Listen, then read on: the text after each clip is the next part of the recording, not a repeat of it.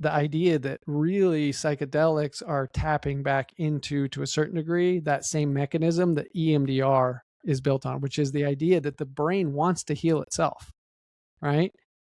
And so this idea that, hey, if we can just get the conscious and subconscious state back to a place where, to your point, it can find where it needs to be flexible, where it needs to have a little bit more rigidity, the mind itself, and all paired with therapy, doing the integration work, can rapidly find a much healthier existence. Homeostasis, right? Yeah.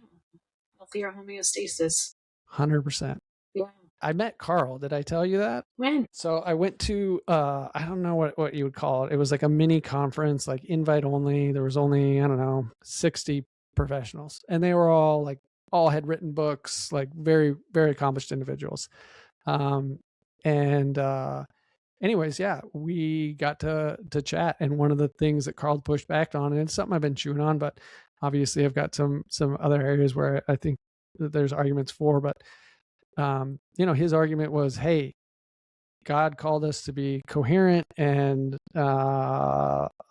conscious and be aware and work through our healing, as opposed to, entering some sort of alternative state, which I didn't push back. I let him share his perspective because I was just wanting to get to know him, and he had definitely heard our perspective.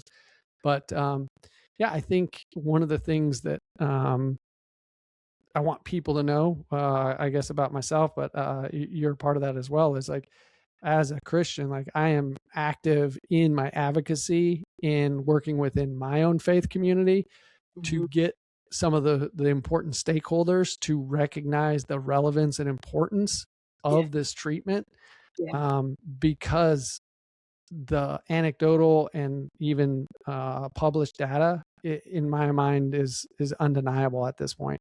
Yeah, it's demonstrating some intellectual humility. I think, that's what the intellectual humility needs to happen, but also being able to consider that there are thousands of, in the special operations community, they're higher intelligence, on average, they have a higher intelligence, and they're also super fit people. So you have to, at some point, be able to listen and say, these people's opinion and what they are saying, I have to take stock in. As an American taxpayer that sent them off to war for 20-something years, it's my responsibility as a citizen to listen to what they have to say. And if they say that these medicines are helping them, and they're helping their friends not kill themselves and allowing their fathers to be present for the rest of their lives, then there needs to have some type of intellectual humility that they could start looking at the research and start talking to some of these people, and we know that clinical work, doesn't catch up with the research. It takes time, right? But this is what we're seeing. And this community is suffering tremendously. And has it helped? Do 100% of these guys go and do psychedelic therapy and come back fixed? Absolutely not. No. Some of them come back and they're fixed for a little while, whatever.